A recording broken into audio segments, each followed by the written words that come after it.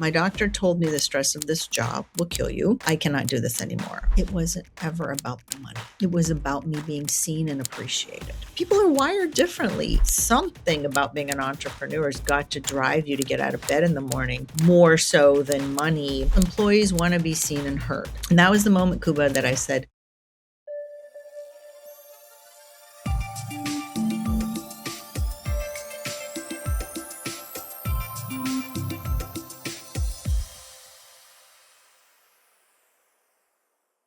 So I'm really thrilled to have you as my guest in my Shaping Commerce podcast because actually I love your podcast and it's like really having a master here. Like you are an author, a keynote speaker, and you have a great experience talking about different aspects, both legal and finances related. So that's a very interesting combination. So I'm happy to welcome you to Shaping Commerce, and I think let's start with your story. Tell thank us you. a little bit about yourself. Thanks for having me, and thank you for those beautiful words. I take them to heart, and I appreciate you. So my story is that I was born in Iran, and in 1979 when the revolution broke out, and some of your listeners may be too young to remember that, so I may be dating myself, but that part of the world is something that's not ignorable no matter when you were born these days. It's still going on. So I was 6 years old when the revolution broke out, and we were not Muslim. So we really were not invited to stay in our own country.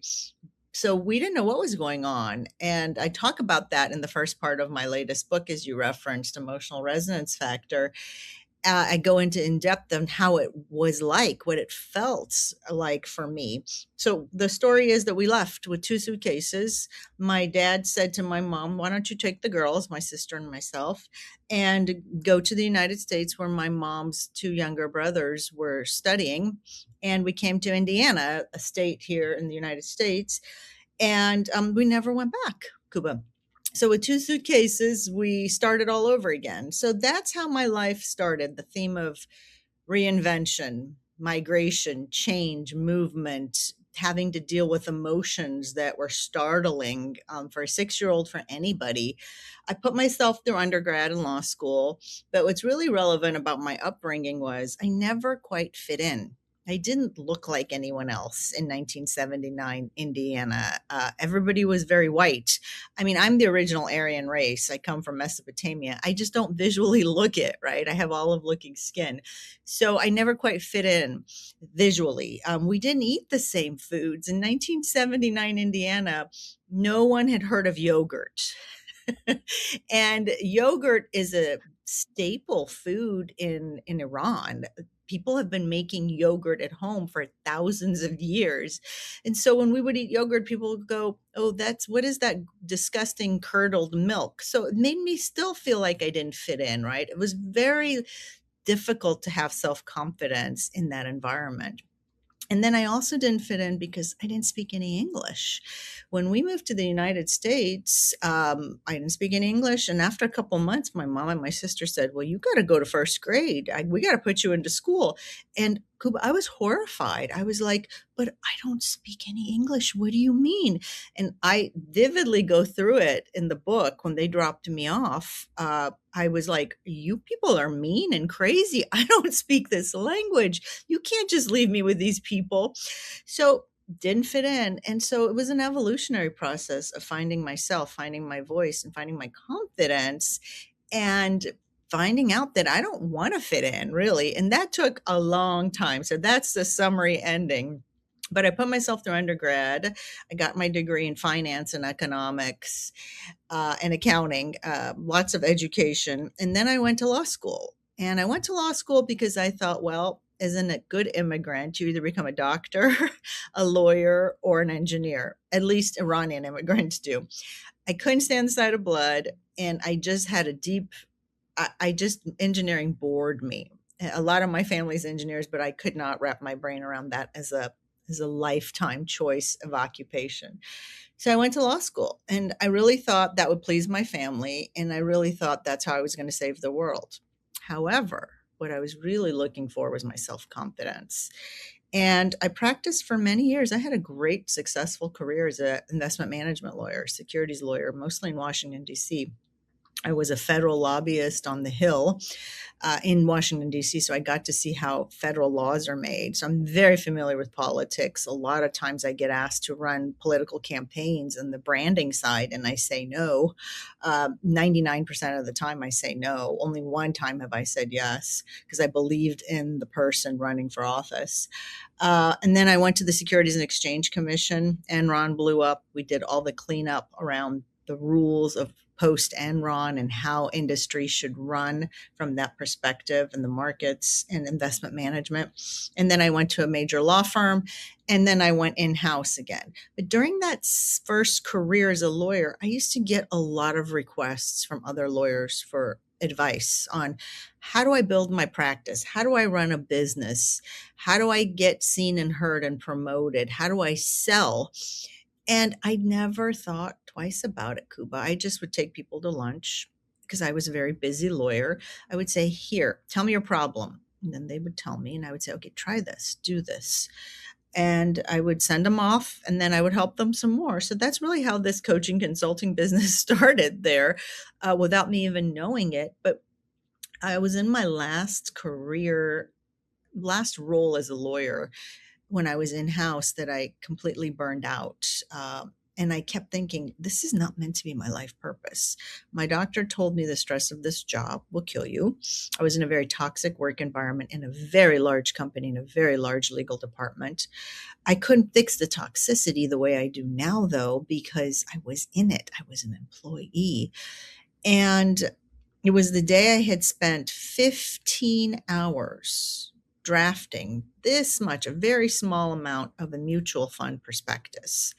I went home to my lovely home on the beach all by myself at 9 o'clock at night. I opened up my mailbox, and just by happenstance, there was one of my own prospectuses.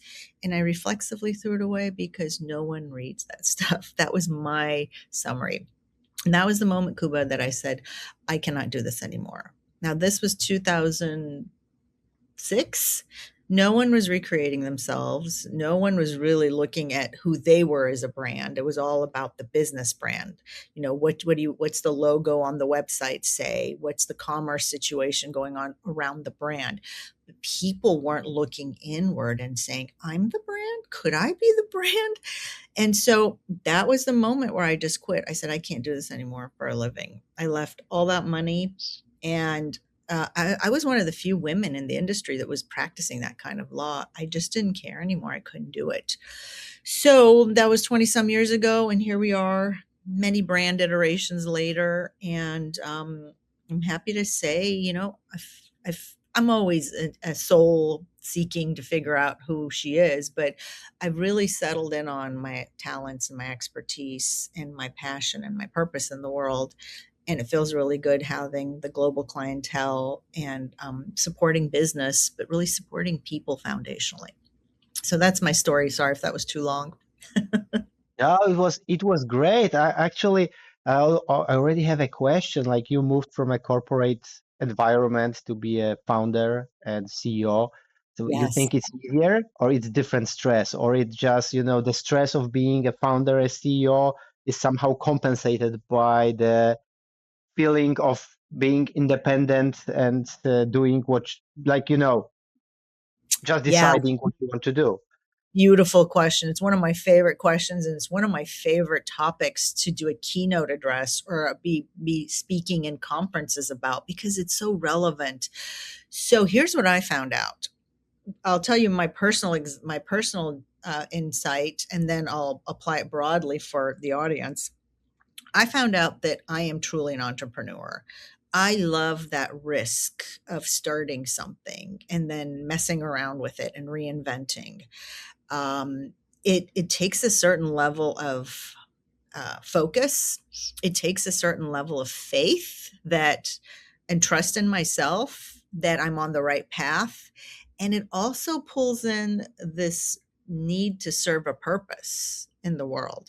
And that's what drives entrepreneurs, I've learned, that you get up in the morning, even, and because you don't know where your livelihood, where the next client necessarily is coming from, even at the best forecast. Like, I'm very good at building processes for clients, forecasting, projecting out 5 years, building the plan backwards, but it's still dependent on the people executing these plans, right? You may have a great commerce platform, but there's got to be people on the background managing the process, managing the technology, and that energy comes through that. So I think entrepreneurs like me who just show up, like, always clear on the path, not quite sure where I'm going, but clear on who I am. And it takes time to get clarity. That is really what I was always meant to do. I told my sister, who's an engineer, this is many years ago when I first started this business. She said, I don't know how you do it. I said, what do you mean? She said, I don't feel comfortable without a steady paycheck. And this isn't about my sister. It was a sentiment of the difference of exactly what you're talking about. Some people are wired differently. I'm just wired this way. I love that. I love the aspect of creativity. So I ask your audience to always stop and look at it from that perspective. Something about being an entrepreneur has got to drive you to get out of bed in the morning more so than money. And the statement I often hear, well, I don't want to work for anyone anymore. Well, do you really understand what that means and the value of that? But also, I mean, everything has its harmony and balance. There's going to be days where you're going to be ready to throw in the towel, many days, and you can't, because you have to believe in what you're doing so much and be so inspired by yourself and the end vision that you see it every day and you feel it every day, which is how I became an expert in emotional intelligence. So I hope that answers your question. Yeah, I think, I feel it and I understand it because actually that's also my story. For years, I was running my own business, then a couple other businesses. And there are like there were many times that I woke up and I would love to work somewhere and just have my steady paycheck and don't worry about that all those things. Right. It's about working 24/7, or at least, it's difficult to separate from that. But in the same time, it brings a lot of satisfaction and brings a lot of excitement when you find that direction and it works. However, I also see like a big challenge that I think that the shift of responsibility, like being a CEO and working with people, like what you said, scaling to great people, but it also puts a lot of responsibility. Like looking from the distance, at least for me, it's much easier to accept the risk when it's only my risk. But knowing that you are taking the risk and it's, responsibility for the whole team of people relying on you, that's a big pressure. It's completely different pressure, but I would say this is one of the biggest challenges, at least for me. Um, so I understand what you say. It's a lot of excitement, it's a different stress, but I think the human factor also makes it challenging. And that, you raise a really good point. That's about leadership. So then I realized, oh, wow, I'm a really good leader. I didn't know any of this about myself. I didn't know I was a great public speaker. I say this with all humility. I literally thought I was, quote, just a lawyer. I really did. My whole world was wrapped around that role. I didn't know I had all these other attributes. And so that's all I ask people to stop and think. If you're unhappy in your current work, career, job, whatever environment, stop and think to yourself, well, what else could I be doing? What else? Who am I? When you figure that out, everything becomes natural. So, to your point about the leadership, I figured out I was very organized and systematic, left brain linear analytical. I could run a business. I could establish people's brands, not the logo, not the font, but all the stuff that's the foundational part of people that establishes the brand that then resonates into the business. And then the energy of the message pushes out the product. Commerce is so prone to that. You have a website, you have technology, and you want to differentiate. People don't understand it's the energy behind the intention of the brand that differentiates. So I found out I was really good at that. And then the spirit side of things, I found out, oh my goodness, I'm really good at bringing in the mystical, really motivating people from the inside to believe in the bigger picture of how their life can flow and how the truth of reality really works, and building it into their business and inspiring their team with it. So I found out a lot about myself, and that's all I'm asking people to do. Don't just run a business, don't just set up a website and sell products. Really start to own the process, because that is so stimulating. It also drives revenues tremendously. People who have an emotional intelligence level and understand their business make a lot of money. Let me say that again. When you understand how you emotionally show up in your business and how to resonate emotionally within the brand of the business, commerce flows faster, better. You make a lot more money, whether that's online, in person, any aspect of that. I believe it's a universal truth. So I think leadership really grows from that when you feel it. Like you said, responsibility is great. However, what a privilege to be able to hold that space for my employees, for my clients, yet empower them to be responsible for their outcomes. There's a distinction there that I teach often to my CEO clients, because I have a lot of clients that are CEOs of big companies, that because a lot of my CEO clients, pardon me, say this, they say they lose a lot of sleep, and I bet you can understand this, because they have 40, 50,000 people that ultimately report to them and count on them, right? There's always a structure, right, and management scheme, but they don't sleep well at night worried about that. And I really work with them on that, because they're not useful when they have that mentality. It's more of what you said. How can I be responsible as the leader, yet how can I really know that everyone is still responsible for themselves? And I cannot force people to accept responsibility. And I cannot manage all these people in the responsible way to grow this business without that shift. Hmm. Yeah, and when we are talking about the growing business, this is something like especially important for commerce, selling. And that's something that you also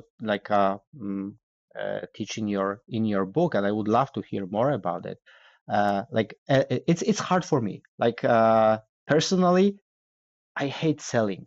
I like telling the truth, and I always find it a little bit that old school selling that works is a little bit like, bragging, and it's interesting how to build value and how to sell without the old, high pressure techniques, old sales techniques, how to build the value and have actually a successful sales process, but in a little bit more as you said, powered by positive emotions and good values.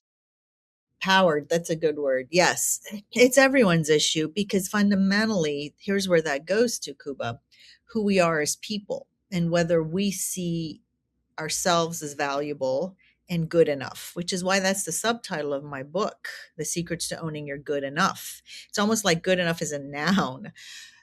And when you intrinsically come to terms with who you really are, you start to understand your value in the world. And you have to come up against your inner critic, your inner child who didn't feel safe growing up. Every child had that as an issue.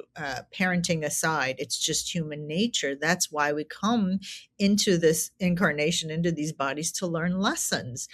And so that really is, you understand that the foundation is to feel safe in the world so that you can explore and put out your goods and services and products from a place of really grounded wholeness, knowing who you are, knowing your value. Then that requires you to do a lot of intrinsic work.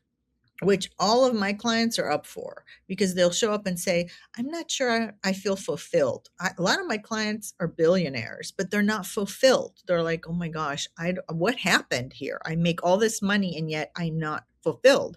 So there's this balance that has to happen. Selling, I was taught by a coach of mine, and I've always had multiple coaches because I practice what I preach, is more about enrollment. And enrollment is the head and the heart together. Do you understand when you're enrolling someone in, you're enrolling them into buying your product? Sales is just feels like a bad word. It just, I would say stop using the word sales because it doesn't feel good to people. It's kind of got this connotation behind it. But when you enroll, you're looking at changing hearts and minds. It's about opening your heart and saying, hey, I really want to be of service to you. This product is, you have to bring in the emotional aspect, the emotional resonance. And if it's fake, people will know because it will not emotionally resonate.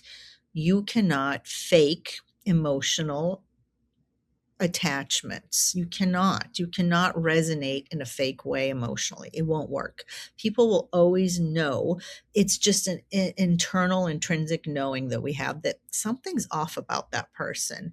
And so by default, by extrapolation, I'm not going to buy their product or service because something about them feels weird, off. It's the vibe, the vibration, the frequency. I go into detail in my book about that because that's a lot about physics and Einstein and the quantum field. However, it's the truth. So when you come with an open heart, you're coming vulnerable and you're saying, hey, I really believe in my product and I believe it's going to help you with this, this, this, and this. And I want to be of service. The focus is on the end user, the consumer, the buyer. We miss that all the time. And here's how we miss it. I watch this happen all the time. People will say, okay, well, let's do an email blast. And that term even is derogatory. It takes away the heart. Email blast. That means I'm just going to dump a bunch of data on you and it doesn't have any heart to it. And around here, I'm always reframing. We're not doing an email blast. We're doing outreach to our audience because we have something that we think that would benefit them and we care about them. I'm like, I don't care how you shorten that, but don't use the word email blast, right? Because it carries that energy with it. It lands on people without heart. So that's the heart part. Enrollment sales is also about the head part. Are you logically making sense to people? And is it landing on people, as Joe Dispenza says? If you guys don't know who Joe Dispenza is, go look him up. With a coherent brain. Coherent brain means your brain is clear. It's getting its signal from your heart, which is allowing it to channel applicable information in a useful way to the end user. So sometimes I see messages coming out of product industry and it doesn't cognitively make any sense to me. And sometimes I used to stop and think, well, I'm a lawyer, that maybe I'm processing this from a very different place intellectually. Now I've come to learn no, because I'm very much a marketing and a business mind. I'm like, this is not resonating intellectually. It's messy. Like, how can you say this product can deliver X, Y, and Z? I can't even get from the product to A, much less to X, Y, and Z cognitively. So when your brain's not coherent, you can't send out messages that resonate with your audience. And let's face it, brands are all about the emotional connection. You know that. We all now know that. But 13, 14 years ago, when I was teaching that, people would say, love has something to do with your brand. And I would say, always, always. Because if I'm not feeling that vibe that you care, the heart, then my head is not going to buy from you because nothing cognitively connotes, it doesn't resonate, it doesn't carry forth the message of the heart. There needs to be that connection because people emotionally buy first, right? They're attracted to it. They're like, oh, that sounds really good, that feels really good. We use the emotional words, and then from there they justify the purchase with their head. Well, yeah, we have the budget for that, or we need that, or we haven't tried that yet. they've already made up their mind because they made up their mind from their heart because it emotionally resonated, the message. And then they can justify and quantify with their head to feel like, oh, I'm making the right decision. But if you unravel that, sales always starts from the heart and always really ends from the heart because that's how the referral cycle works. If I don't like what I bought from you because I don't like you because you didn't emotionally resonate with me, I cannot refer you more business because I will not remember you cognitively because you will not have had that impact on me. And the only impact that matters is the heart impact. So feelings are the language of the body and thoughts are the language of the brain. And the heart tells the brain to get out of survival and to stop creating from survival. So if you're selling purely from the head, you're probably in survival mode and you're desperate for that sale. And so some of the best techniques that my coaches have taught me is go out there and convince that person that you don't want them to work for with you, that you don't want them to buy your product or service. How would you be showing up then? I guarantee you wouldn't have such an investment in I'm desperate for the money, I'm desperate for the sale. You would really come at it from a very neutral perspective because enrollment is about supporting them and not about you, right? So that's how I distinguish I effective and I love products. it. I really love it, but I think that uh, I would say that it may be challenging because I think this is a great way for selling the founder way of selling. But it may be more challenging to get your team aligned with that because after all, we pay people to do sales. If we call it sales or in a different way, after all, we pay them to sell something. So they may need processes, they may need different tools. Like I think that it's different how the founder will be selling, but also different how the founder or leader will make the team aligned with the leader, but in the same time using slightly different techniques. Yeah, like not every sales representative. Still, let's use the sales. I like there is like the best word describing the job. Well, They that's will fair. need to use different techniques. Yeah, it's much easier to be a leader and pretend that we don't want to sell. It's much harder for the someone in the structure doing the sales pretend the same way. Okay, so I've got an answer for that too, because I've heard that before. And it's a very good point you raised. Thank you for listening so clearly and coming up with that counter argument. I love it because then we can have a real healthy discourse about this. Here's what I've found everything you said is accurate on its face. I completely agree with you. And I can appreciate the challenges around that. As a founder, no one's going to have more passion than you and me around any size business, right? You know, Facebook, Microsoft, same rules apply to your point. How could they? Like the ownership, the sense of responsibility, like you said, the love for it is all mine and all yours and all Bill Gates and all blah blah blah. That said, then, if that was really the case and what I said couldn't apply to build outs and sales teams, then what would we be left with? I go back to the premise, though, that it's about leadership. When you lead from that place of, say, you are my employee, I would say, Kuba, I get it. I don't expect you to care the way I care. And that's not because you're not a caring person and that you're not serious about your job and that you don't want to do well. It's just different. I get that. And then it's about, here's what I know about you, Kuba. I see you, I hear you. Give them a list of what you know about them. And here's how I know you want to succeed. How can I support you? People, employees want to be seen and heard. We have done the surveys when employees quit, and I'm the consultant in the company. I will do the exit interviews and I will say, I don't know how many times I've done this, many. I'll say, wait, you just got a promotion and a raise. Why are you leaving? And it could be from um, a non-professional employee all the way up to PhDs, lawyers, doctors, whatever.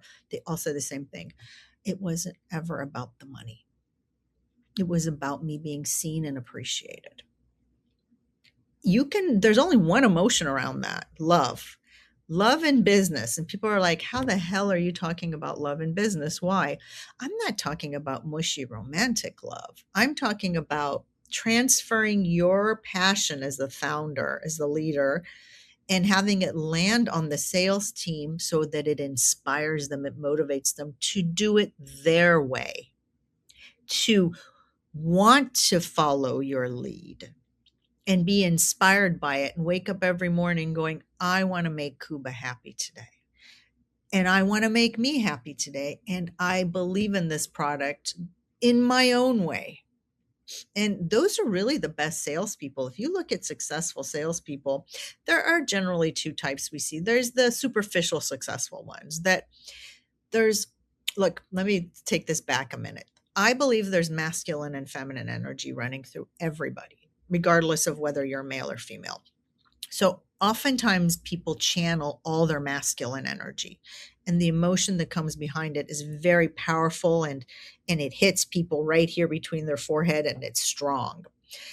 When you sell from purely masculine energy, it lands on a particular audience. So it breeds competition, deadlines, goals, all that stuff. And it works, but it also leads to burnout. So salespeople have a particular tendency, like they love the chase, they love the hunt, they love the kill, right? Those are the language we use all the time. And then when we get women involved in that, they kind of adapt and turn into their masculine side. And none of that really works long term because people burn out and they're looking for the next big thing and they're running on pure adrenaline. Their cortisol levels are too high, we've noticed, and they're not harmonized with their heart and their brain. So they're still in survival mode. They haven't mastered their emotions. And so, as Joe Dispenza says, they haven't mastered the creation that comes from their emotions.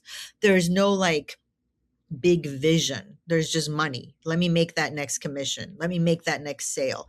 They're not doing it to make Kuba, their CEO, happy. They're just doing it because I'm competing. That's coming from pure masculine energy. And we see that in the world around the topic of sales, like in big organizations, selling technology, selling commerce at that level. When you come from your feminine energy, though, as a male, you're more harmonized. You tend to more focus in on what people really need, and you focus in on your own needs. And that softens the message. Now, don't misunderstand the word soft. Soft doesn't mean weak.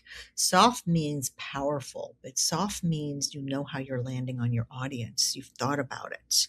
And that directly comes as a message from the leader to the team. Hey, I want you to do it your way. I want you to succeed. I want you to do what you need to do. Here's what I'm looking for. Here's what I'm about. This is why I do what I do in the business. Oftentimes, the easiest answer to your question is to have the founders really know their story about why they started the business and constantly be sharing that message with their team.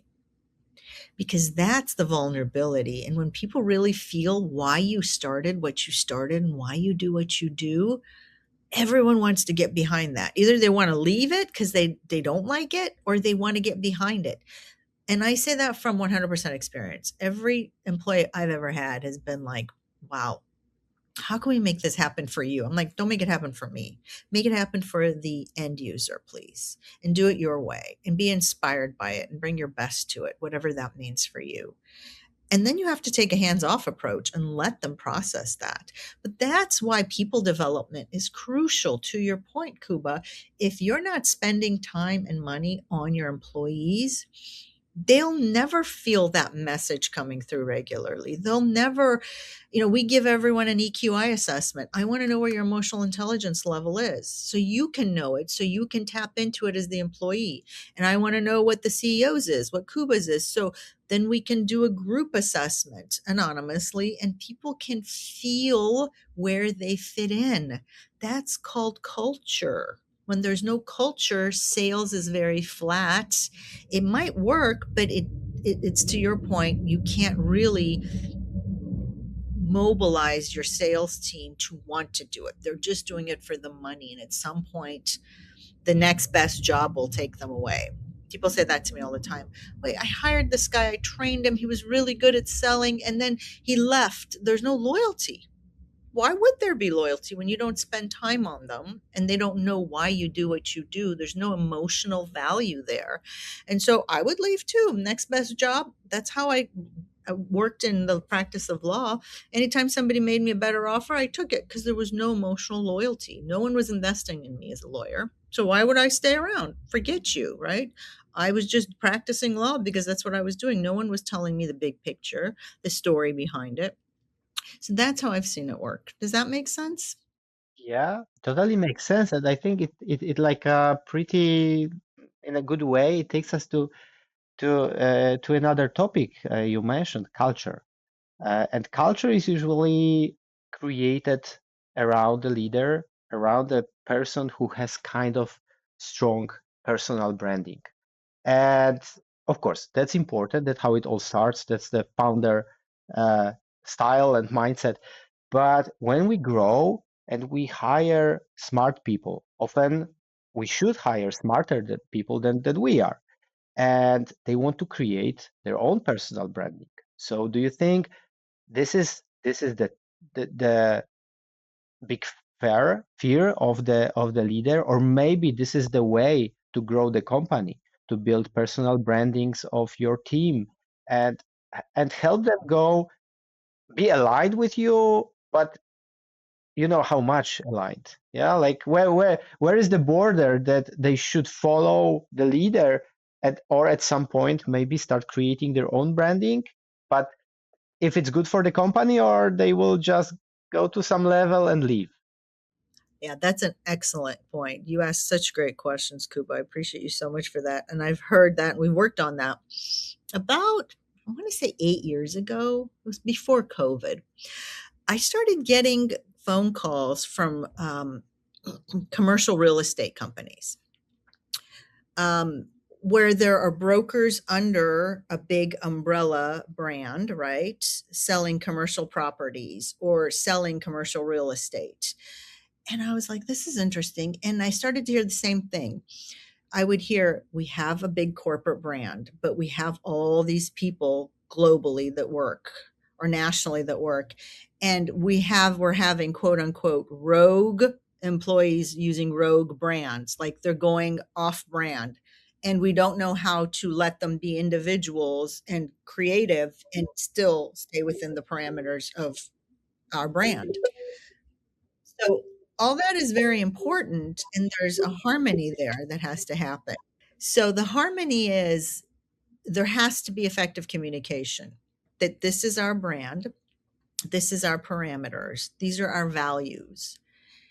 And yet we want you to have your own personal brand that is in flow with that, that is in harmony with that. The distinction is this: values, company values are not something that consultants will come in all day long. They will build you a process. They will build you values. Here are your values. And then, oh, it's so great. Rah, rah. We have a company meeting. Everybody's energized for 15 minutes. And then we put it all on the shelf and we ignore it. That's the problem when we're sterile and we're stuck in the process orientation and we don't bring in the other heart piece. We're just stuck in the head piece. You cannot grow the brand. And people are confused. So I remember with that real estate company, I had to go in and be, okay, tell me your brand values. Tell me the parameters. Do you, as the leadership, understand them? Do you really feel them? Do you embody them? Otherwise, it's just luck and circumstance that you grew this way, which 99% of the time it's luck and circumstance, but they haven't embodied it yet. And then I'll say, okay, let's train your employees on what it means for them to have their own brand. Their own brand does not mean it's separate from the business brand. They can't have a separate name. You know, you can't be ABC company selling your commerce online and each individual employee be AFG company or AFG. It's brand dissonance. It confuses the audience. I get that. They should get that. What happens when people go rogue, employees go rogue, is because they don't feel valued, they don't feel seen, they don't feel heard, they don't know who they are.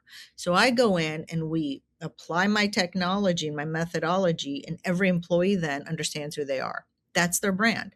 You can't change that. You can't not have employees embody who they are and their skills and their brand and their story. When you do, though, when you mobilize them, they're owning who they are as a reflection of the business brand. And that is extremely aligned. That's empowering because now, as an employee, I get to be myself. I get to know who I am and I get to bring my best self to the business brand. And now I can sell with heart. I can sell with integrity and I'm clear. I've got focus. I've got deadlines I can keep. I can be organized because I'm not everywhere all the time. So we show people that the business brand is what it is and your brand feeds into it. But also, the business brand is like the foundation for a house. That the house, excuse me, is the business brand. The foundation is every employee's brand underneath it that supports it, right? That gives it meaning and embodies something. You can't have a business brand without the employees' brands. It just doesn't work. It's hollow. Think about it. Think about a brand that you know really well. Do you recognize it with heart? I do this in my presentations all the time. You know, the taglines are very important for these companies to get this. Starbucks, their holiday campaign, I think 2012, was hints of cinnamon and nutmeg mixed with joy. Like they know they have to capitalize on the emotion, partly for the employees, but partly for the brand to resonate from that head and heart piece. So the brands come together. You can't have one without the other. I love it. Again, like all your way is really something that fits the way I look at the world. So like that's I totally agree with all of that. But in the same time, I met a lot of C-level professionals and CEOs and different managers. And I will ask you a tricky question. How many of Sure. those that work with you just agree and then still do their thing? You know? No, that's a very good question. At the end of the year, generally, I look at all of my clients, and they know this as a rule. I tell all my clients at the beginning of the engagement, are you committed? If you're not committed, I will not work with you. I remember last February, I fired one of my CEOs. He just wasn't committed. And he said, you can't fire me. I'm the CEO. I said, you're not my CEO. I said, you're not committed. And I won't do this work with you because you will not reflect it and you will waste the company's money. You will waste your time. It'll be a waste of my time. And that's not what I signed up for in this life. Okay. And so that really allows me to pick the right people that I work with. I'm very picky.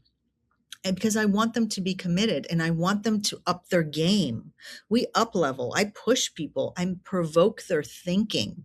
I make them very uncomfortable. That's my job. And if you're going to say that discomfort is too much for me, I can't handle it. I'll weed that out at the very beginning. You know, I meet with people many times. I tap into the company executives to see if they're really going to do this or if they're going to give it lip service. You can always tell. Frankly, it becomes so uncomfortable at some point for people to have these honest conversations that they will want to run the other way. Or here's the other thing that happens: they get success immediately upon working with me. Some founders do. And they're like, I got this. I don't need you anymore. But like I said, generally we find it's success that's short lived. It's circumstance, it's luck. They haven't embodied it. They haven't turned it into a formula. They haven't really owned it. So I'm like, oh no, you can't go out on your own yet because you're it's gonna backfire on you. So the point is, I don't work with people that are really not invested. And you're like, well, how do you know? You just know. And I've done this long enough where I ask the right questions. And then people know at the end of our term, some people are very nervous. They're like, oh my God, is she going to fire me? And I'm like, look, I'm not here to be scary or mean. I just want you to know you must keep up leveling so the business grows and the inspiration stays within the business that way. If you're not willing to do it, then nobody in the business will do it. So I often meet with the CEOs, even if I'm not going to coach the CEOs directly. I'm like, do you please tell me you understand and you can appreciate with your heart what the plan is. If you can't, it won't work in your company. So a lot of times my husband, I go home at night and I'm like, I fired whatever. Here's how much money, I gave away. And he's like, oh my God. And I'm like, don't worry, don't worry. It'll show up again because the universe always replenishes, and it always has, Kuba. Every time I fire a client. And I'm not proud of that, with all humility, but it has to happen, to your point. Like if it's not going to be really done, then please, there's many consultants that'll just take your money and tell you what you want to hear and you're good, right? I am different. But it has to be that way. And the universe always replenishes with someone that's sincere, that wants to do it because they care about their business and they care about their own life. People generally show up at my door when they're fed up. They're like, I am unfulfilled. I'm rich. I'm unfulfilled. My family hates me. My wife hates me. My children hate me. My employees all hate me. Or they're like, there's got to be a better way of doing this so it's easier, so that I can leave a legacy. I can leave this company in better hands. I can build a better product and sell it with ease and make an impact. So I only work with those kind of people, and I vet them out with all humility, because everyone's different. But you have a very good point. Yeah. Yeah, and I would like to dis I would love to disagree just to make it more interesting, but I have to agree again. Uh, and I really like the part from your book that good enough is something perfect, because I totally agree with that, that if something is good enough, this is the highest level, because if it's different than good enough, it means that something is wrong. Yeah, like good enough is good enough. This is, so for me, good enough is perfect. Because if we think that it's not perfect, we try to do harder, but it was already good enough, then we make our product or service worse after all. Yeah. So like Yeah. I think that this is really a uh, great thing to remember. But like, before we finish, I think it would be good to say a few words about your book, about your latest book. And we will link it in under our podcast, below our podcast. But it's also good to tell our audience how they can find you, how they can apply to be your client. And I think it is important, because after all, your clients, if they listen to you, if they are committed, they create your portfolio. You don't want to have in your portfolio clients who are doing something totally wrong, because Yes. it's not something you can be proud of. So I think that it's good to have this level of quality that you want to keep. And you know if someone is not listening, is not using your service the right way, it's good to fire that person. But first, they need to apply. So how they can apply to work with you? So there's two websites. One is the corporate website. It's Purist Consulting, excuse me, PURIS like Sam Consulting.com. There's a wealth of information there about me, about the services, the speaking, everything. And then there's KatyGoshtasbi.com. My first and my last name together.com brings you directly into my world and me and who I am. And eventually those two brands will merge under KatyGoshtasbi.com. I am guessing here in 2026 we'll merge those. But for now, you can find me in any of those places. And I'm even happy to give people my email address. I'm not that way. And I get back to people. I have Amy, my assistant, but I like to do it because it creates a whole different energy when we communicate directly. And it might take me a while to get back to you, so don't give up on me. But it's Katy, Katy, at puristconsulting.com. And that hopefully you can post in the show notes.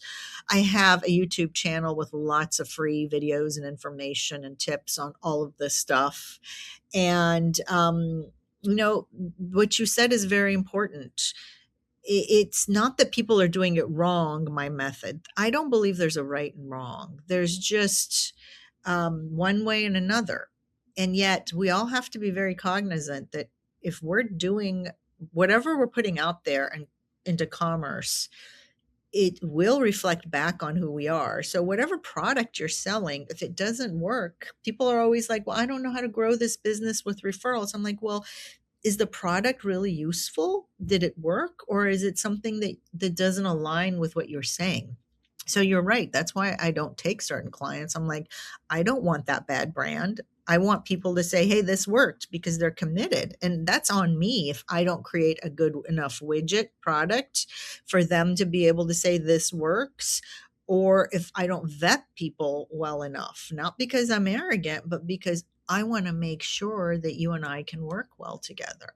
And even keynoting and speaking, like I said, I'll be in Europe next month, is it's about, will this audience really be able to hear this message? Will it really resonate right now with where they are in the economy with their product line or their service or their industry? Or will it land flat on them? Because if it won't land flat, if it lands flat on them, it's not going to motivate and inspire them. So why would I do that? Right? Because it's not going to be effective. And the book is called Emotional Resonance Factor. Yes, the subtitle is very important.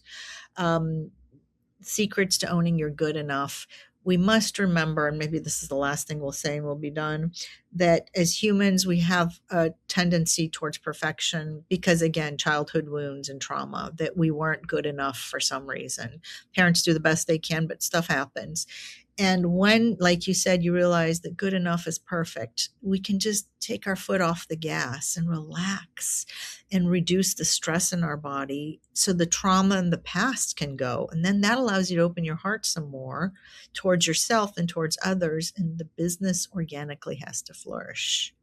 So I'll leave you with that. And that's not meant to be fake or woo woo or Pollyanna. I'm a good businesswoman, but I also know the formula that works. And for me and my clients, that's the formula that works. So you can find the book on Amazon. On It's now available as an ebook and an audio book on Audible, Spotify, anywhere you listen to books. It's there and available for people because I want that experience to be whatever they need it to be. Yeah, I have to make sure to get the paperback. I'm more old school type, and I really like the feel of Do paper. It's too. like it's I do important for too. me. Like, you know, Especially it's book. useful to have, you know, audiobooks, and when driving somewhere I can listen to something, but it's still the best experience is just to get the paper book and read it. Especially with some books, you're right. Especially with my book because I have exercises in there. So I like people to use it as a reference book. And that's what the reviews say. People say I read it, then I go back and start doing the exercises again. So that's why we're working on a workbook so people can Yeah. have the workbook to do the work. Yes, thank you. Put some stickers and make notes and then make the book personal. This is something special.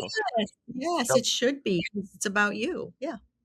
Katie, thank you very much for being a guest on Shaping Commerce podcast. It was amazing, amazing time. And this is like that's why I really enjoy doing that because I can meet so interesting people and have so insightful discussions. So for all the audience, make sure you subscribe to KTG podcast to learn more. Get the book and see you in the next episode. So thank you very much. Thank you for having me and spreading this message. I appreciate you, Kuba.